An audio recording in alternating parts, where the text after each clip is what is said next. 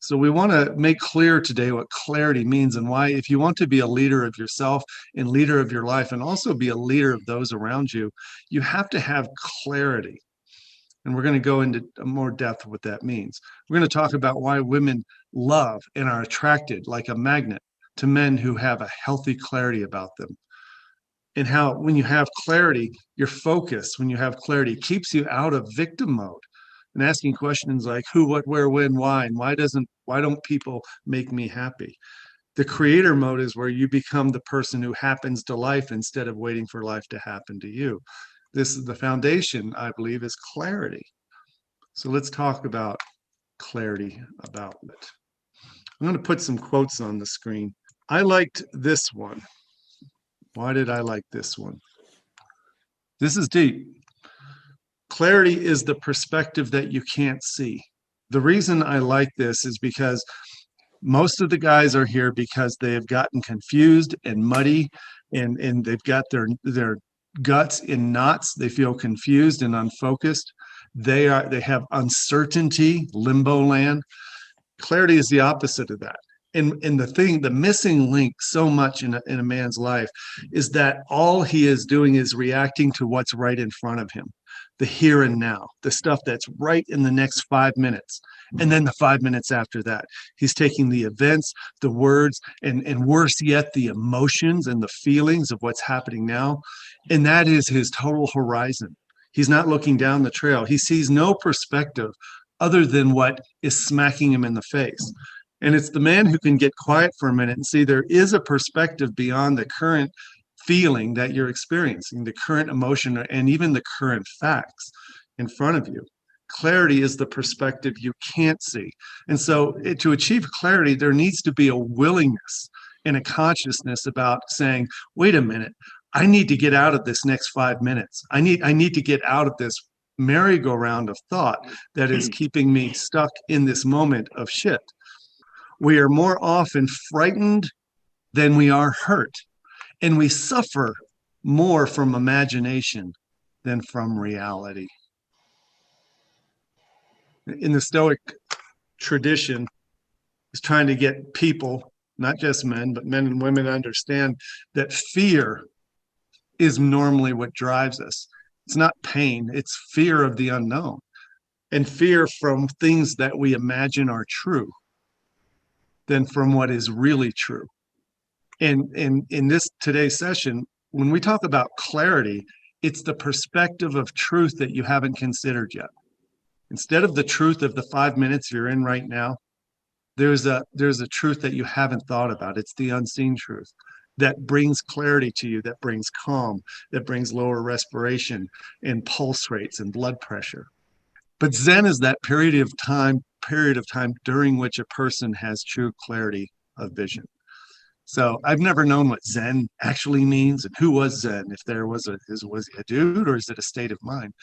In this quote, Zen is a period of time during which a person has true clarity of vision. And for those of you who've been in coaching, you know that sometimes we refer to the 2x4 of clarity. It hits you so hard that all of the sudden truth is ringing in your brain and in your heart. You're seeing it for what it really is. And I know some of you have achieved that. I'm going to bring up the last of the memes, last of the quotes, because when I read this, I thought, hey, this is important, because sometimes there might be a yeah, but. There might be a yeah, but that says, well, clarity isn't something a man can have because only God has clarity. Only God knows truth. And so in this quote, it says, I will not pray for clarity for you. Clarity is the crutch of the Christian, but I will pray trust for you and that your trust will increase. And so there could be a conflict in a man who says, this clarity thing is pissing me off because I have come to believe that I don't need clarity because that isn't mine to have. What I need is trust that there is something greater, in this case, God, that will bring me truth. And if I can live in truth and I know the truth, then I will be fine. And that's how I interpret this in this meme here, using clarity as a crutch of the Christian, saying that trust takes a much higher level than clarity. And I would say, yeah, yes, and not, but yeah, but it's not either or. Yes, trust. How about trust that clarity will come to you? Trust that your emotions will not take over and rule your world, and have a spiritual belief and a faith that when truth comes, it'll be clear for you. There's one more concept, and that is sometimes think people, I'm sorry, I think I'm caffeinated. Sometimes people equate confidence with clarity. When you're clear, you're confident. Confidence is slightly different for me because I like another quote that says, confidence is not a prerequisite. Confidence is a result. The only prerequisite you must have is courage. Courage can be akin to trust. All you need is trust and courage. And from there, clarity emerges. Now, this is all sounding very, very heady. And when a man is looking at divorce, when a man is looking at being rejected, when a man finds out about his wife's affair, and I know I'm hitting buttons for all of you here, right? Pulling those emotional strings. There's a certain clarity that is a horizon you may not have seen yet. And that is a horizon that no matter what happens as a result of this, the clarity is that there is a place of growth and understanding, peace and wisdom and insight that comes from pain. Pain is inevitable, suffering is a choice. So as we experience pain, we can decide that it has a purpose or not. And that is an unseen horizon, that the crap. And some of you I know personally who have been through so much crap, you never thought there would be a horizon where the sun finally came up and hit you in the face and told you everything was going to be okay. That's a horizon some guys can't see because their feet are really stuck in the mud, the murkiness of fear, and the murkiness of your imagination. What does trust mean to you, Tim? To me, it's like faith. It is the belief that, first of all, I'm not the master of the universe. I can be the captain of my ship, but that I'm part of a bigger picture. And there's lots of cogs moving, and I'm part of it.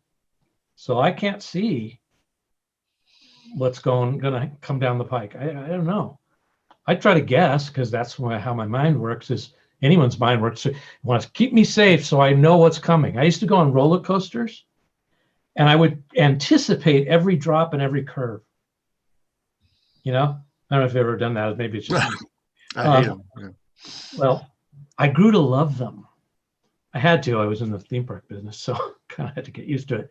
But I used to hate it, and I would jack my back up and stuff because I would be like, because I would be looking ahead on the track. Oh, there's a drop coming. Oh, it's a turn left. Oh, it's a turn, you know. And one day, I don't know why, I just went, why don't you ride the ride? Just let the ride take you. What would happen? What would it be like? Just ride the ride. It's like, oh, okay. I don't know what that voice was. And I tried it. I just relaxed. You know, relax on a roller coaster. It's kind of antithetical, but I did. I was still holding the bar, you know, I wasn't, but I didn't try to anticipate. And that moment changed something for me because I realized how many times I was way in advance trying to ride the roller coaster to make it safe. Whatever that meant. As a metaphor, whatever it was that was coming up, it would go through my mind over and over again, and I would play it out and play it out. I'll do it this way, I'll do it that way, I'll say this, I'll do that, something I was nervous about. So to me, the trust is I will cross that bridge when I come to it. I'll be able to roll with the punches or the curves in the track, and I can be resilient enough to keep going. So that's it. I grew up near Hershey Park, Pennsylvania, and so I went to Hershey Park all the time. It was an aging amusement park, but they had the Wildcat, wild mouse, little bitty cars that turned at right angles, going at speed, right angles. And then there was a news thing. I was only like 10 years old, but there was in the newspaper, a wild mouse car came off the track, and a dad and his son fell to the ground and were hurt really, really bad. And so after that, every ride, no matter what it was, it could be a merry-go-round. I was thinking the horse was going to break. I was going to fall. And so I had to trust the engineering, have to trust the engineering. I guess if you believe in a bigger plan, if you believe that you were meant to be okay, if you believe that your murkiness now is just a matter of time and patience and courage, that you will come out no matter what, that you have to trust the engineering behind your design. And I do realize how spiritual that language is. And even though I'm not a religious guy, I kind of dig talk like that, because when I get rid of my judgment about faithful talk, spiritual talk, it's a real place of comfort. Why don't you just ride the ride? That's a spiritual concept. Dan. It just reminds me of Tim's ride the ride. Reminds me of a client that I was talking to. He was talking about his kids playing baseball, not holding the bat too tight. If you hold the bat too tight, then you fuck it up every time. But if you give it a little bit of play, a little bit of space, you relax into it a little bit, that's when you can hit a home run, or when you can hit it just right. So it's all about that trust, right? It's all about being able to find a place of, whether it's spiritual belief or whatever, belief in yourself. I always bring this clarity and noisy world back to emotions. So if I'm feeling some kind of emotions, then I know I'm telling myself some kind of story. So then it's a case of just finding out what the story is that I'm currently telling myself. Well, I could be telling myself a story and be having a fucking amazing time, right? And I could be telling myself a story and having an absolute shit show, or not. I can be in the middle of nothing and still be having an absolute shit show.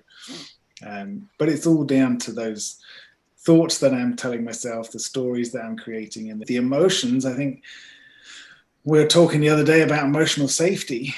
And I remember saying emotional safety is kind of like a misnomer, because we always coach around the fact that you're creating your own emotions by how you're thinking about stuff, by the stories that you're telling yourself. And so if you're looking for clarity and you're feeling some kind of emotion, then you're creating that. So how can you be safe from something you're creating yourself? I think what you might be pointing at, and I have no idea, is that I remember when I was back in religion town, and there was a certain amount of praying and wringing of hands over what is God's will. Make it clear, God. I need to know your will. I need to know what choice to make and what path to take. And I always, even then, thought it was a little bit antithetical to faith. And that there was a conflict. I'm just seeing it now for the first time. And Mother Teresa never wrote me with this one. So that there's the conflict, was the inaction over, I can't make a choice. I can't make take a path. I can't do anything without being clear what God wants. And, God's a little dodgy sometimes. He doesn't seem to, he doesn't post on Facebook that often, So that's, I was just thinking about the idea that clarity can be a trap or a crutch, in that you can wait for clarity before you make a decision, instead of, this is what I know now. I mean, you always used to say, Steve, and I still remember this when I first met you, which was, if you make a decision, there's always another decision to make then. Yeah, my clarity became that sitting still was a bad option. My clarity was that not making a decision, not having courage to move us in a certain direction, that was no longer an option. And that clarity sometimes just includes what do I need to be? How do I need to be now? I'm clear now that I'm not a guy who sits around waiting for people to tell me how the rest of my life is going to go. I make decisions from my sovereignty in alignment with my values. And I know that sometimes that will piss somebody off and create a consequence that's uncomfortable. But the clarity was that when you move in a direction that's in alignment with your sovereignty and your values and your beliefs, what happens after that is what's supposed to happen, even if it hurts. That's clarity. So in the context of a failing marriage, the context of a marriage in which a wife is not in love anymore, and she's hell-bent for divorce, to find her new life, to find herself, to find happiness. Um, One of the worst parts of finding clarity is that while you're seeing what's going on and you can accept it, there's also this thing where you still love her. Heard that today from another guy. I see very clearly what I believe and what I want and all that, but and I can even see a life without her. But Steve, I still love her. How is that? How can you have clarity where two things are true? When you have clarity, it allows you to settle into this place of seeing the forest. You see everything from a higher level. You say things that you didn't plan to say, you just say it. Things become more what we call stage 4 thinking, which is unconscious competence. You become good at speaking and feeling and thinking because you're clear. Now, leadership is important. I'm not just talking about leading an organization, but a lot of you are leaders, managers, supervisors. You're also the king of your kingdom, king of your castle. You're leaders of your family. So I want to talk about leadership of thought, leadership of emotion. How do you create an environment where people feel safe and connected and trusting?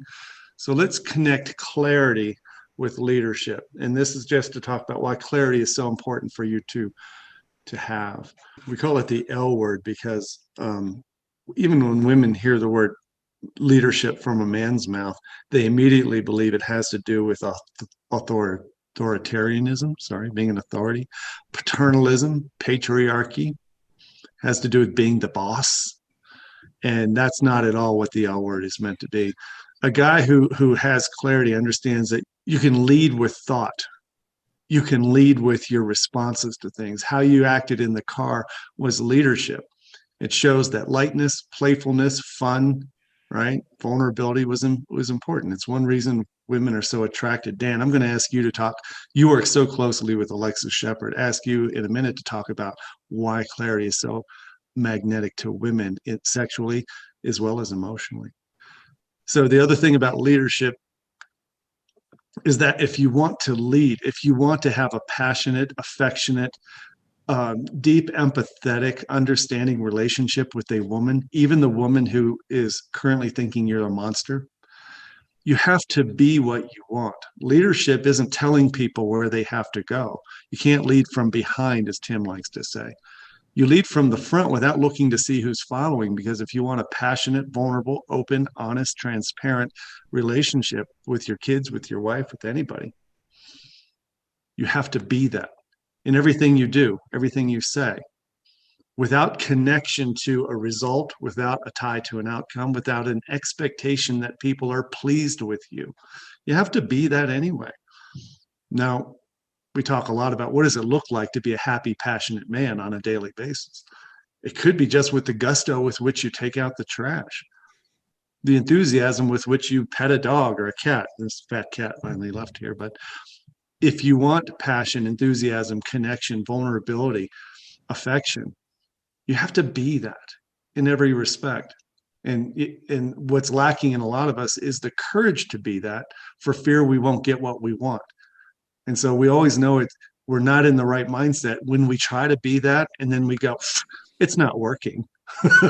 as if being passionate and connected and empathetic is a ploy to get something to work. It's who you are. It's not who you try to be in order to get other people to follow you. That's leadership. So Dan. Leadership. I again will bring all of this back to emotions, because I think that we struggle to lead when we're in our emotions, where I'm making up stories as to, well, if I make that decision, then this bad stuff's going to happen. If I make that decision, then this bad stuff's going to happen. So what keeps most of us stuck is, well, I go for the lesser of two evils. And it's all bullshit, because there is no lesser of two evils. There's just, you're in an emotion and you haven't got some clarity, and you're making decisions from a place of fear. And there is no way you can lead anything if you're making decisions from a place of fear. So then somehow you've got to get to the point of coming out of your emotions and just getting to some clear facts. And then you can make a decision with regards to how you want to move forward authentically as who you are. Read this one, Dan. This is one I didn't share, but you're going right there. This was the great clarity of being beyond emotion after the reward of having felt everything one could feel. Yeah. Right. Clarity is getting beyond the emotion of the moment. Yeah. Yeah. Always, I've got it written on my board over here. Leaders give people options. In a situation where, it could be any situation, but let's take the example that we have here. We all have this thread of relationship pain. And so giving somebody an option, being a leader in a painful relationship, is being very clear about what it is that you want, what it is that you will have, and communicating that with the other person. Lots of people won't communicate anything at all because they're in this place of, well, I'm taking the lesser of two evils, or I'm avoiding causing, if I choose this option, it'll damage the kids. If I choose this option, it'll damage her. So I'm just going to kind of stick here. And ultimately, you're just causing your own pain. So what would be leading in that kind of situation? It's just having a conversation where you talk about exactly what it is you want and what it is that you're finding is getting in the way, and deliberately moving toward what it is that you want. Mm.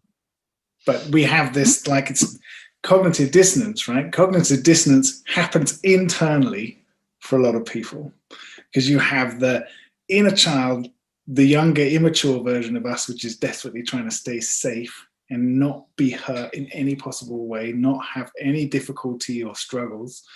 And then you have the mature version, and they're two completely different points of view. At some point, you've got to find some clarity and bring the two together. Mm. Now, would you mind giving us some insight with all the time you spend with Dr. Alexis Shepard on intimacy, women, attraction? What have you learned from her about a man's clarity and its tie to a woman's feeling of attraction, sexual safety? What do you know about that?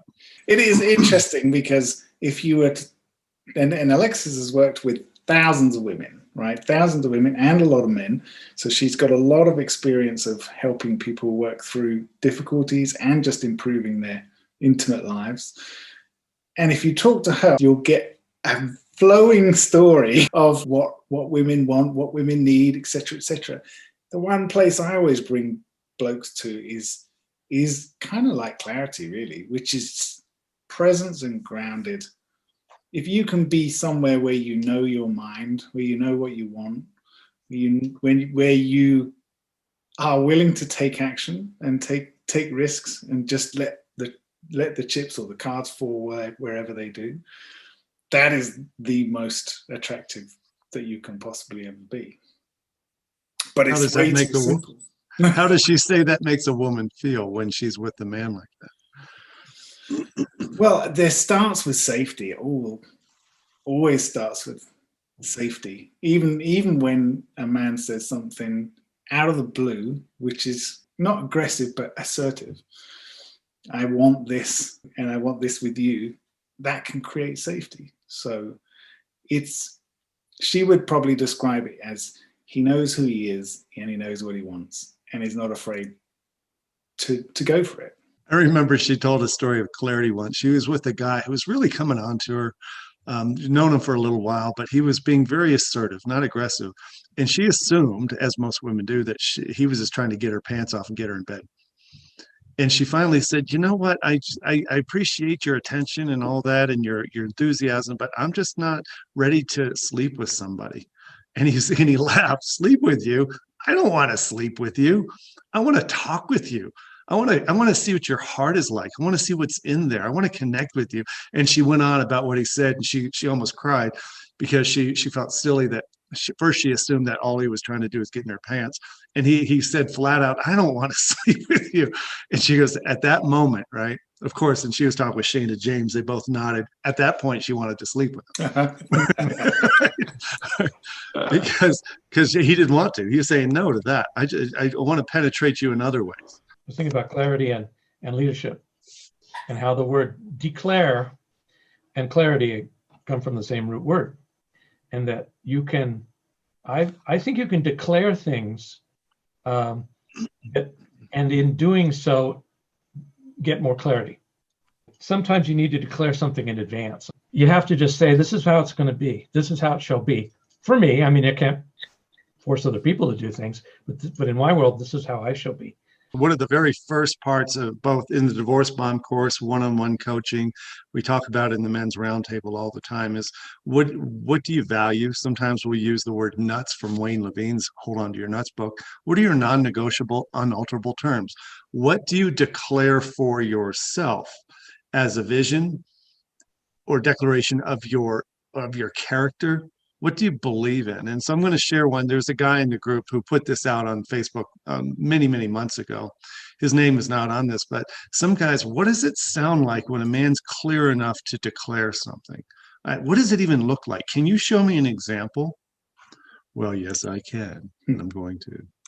He called this one his manifesto. This manifesto, he said it, he liked the quote at the beginning. This was his inspiration. The only thing that matters is how I treat others, the intention behind my action, and the direction in which I am heading.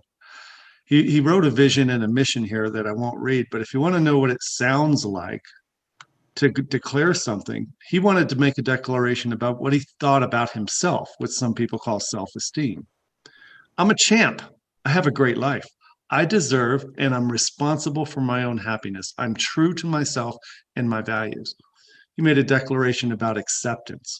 I choose to respond to the circumstances of life from an accepting, calm, and peaceful perspective. I'm not a victim. I do not depend on a specific result. I'm the sailor with the pipe in my mouth. That's a great vision. I love that. What does it mean to be a man? Masculinity. I rest in myself. I'm the rock. A strong man with confidence and a big, loving heart. And about courage, I do not react from fear. I'm curious, I'm courageous, and I am honest. I won't go through the rest, but that's what it sounds like when you're very clear about a declaration. Now, some guys say, well, gosh, I'd like to be able to say that. Those are more aspirations than actual truth. Well, when he wrote that, he was like 50% because those were aspirations. And when the chips are falling and when the shit show starts, you have to go back to your declarations and go, what would an honest, caring, loving man with a big heart do? Because right now I'm not feeling like that, but what would he do? If that, what would Jesus do? What would whoever do, right? And then that's his manifesto for himself. He goes, oh yeah, I forgot. That's who I am. That's me. That's not James Bond. That's me. So what do I do now?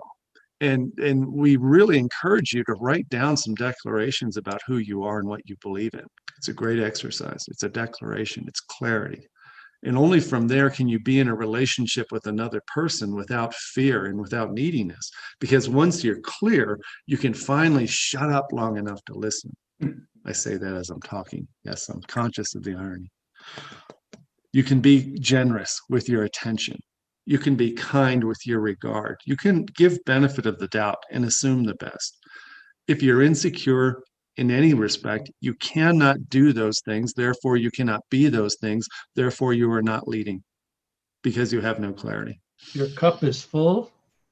You can serve from the saucer. Are you a compassionate, caring, attentive, hot-blooded, sexual man who doesn't apologize for loving women? Is that a fact? Is that a mic drop? Imagine what the dating life might be like for a man like that. I'm trying to imagine what that might be like for a man like that. And so you can even say, I know for sure the dating life won't suck for me. And I might say, why? How do you know that? Well, because I'm a passionate, caring, attentive, hot, red-blooded, unapologetically sexual man. And I love women. That's why my dating life will never suck. And it might sound like I'm making things up, but we all know for a fact that the only guys who have awesome dating lives are guys like that. So I always choose out of my values. And I'm so glad you brought up cognitive dissonance, because I realize now that when I'm out of my values, I have cognitive dissonance. I know that I'm out of my I'm out of alignment. And it doesn't feel good. It feels shitty. And so it's gets easier and easier and easier to course correct.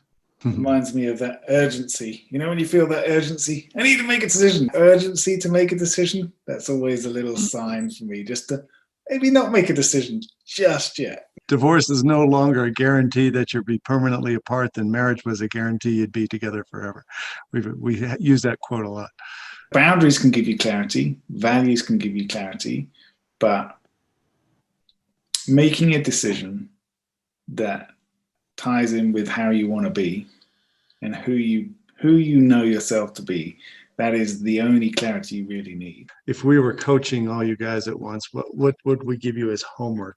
Pay attention to your body. If you get triggered, see where you feel it and get used to that being your trigger. And when you feel that, what it's telling you is to sit back and breathe and grin. There's a pause that will serve you whenever that happens. We all have a different place in our body where that trigger, something you see, something you hear, something someone says, something that happens. See it and feel it, and then trust the pause. Just sit back and grin. Remember this point. Tim, what do you got? I want you to practice being present with other people. And start with people who aren't so threatening, like your soon-to-be ex or maybe a new girlfriend or whatever. Just with the waitress or the cashier or the person helping you with your tires. See what it's like to be with them, not just around them.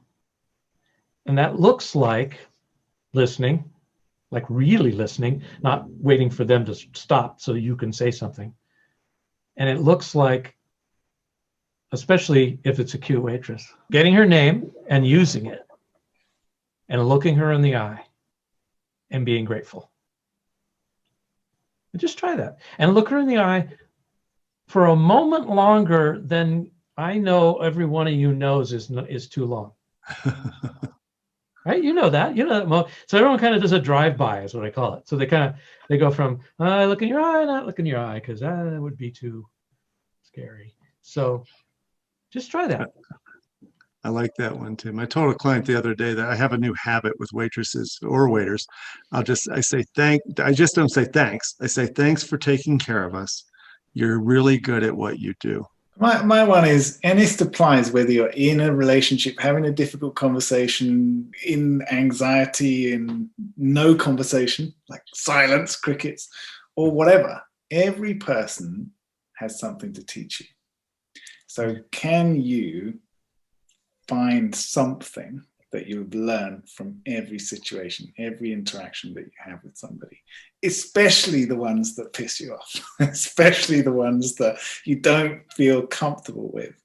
Why? What's going on there? Well, we're going to say goodbye and remind you guys, this is one of our free community chats we just do. It appears that guys have gotten something out of it. Thank you, guys. I see all your great comments. Appreciate you being here. That was great. Have a great weekend, you guys.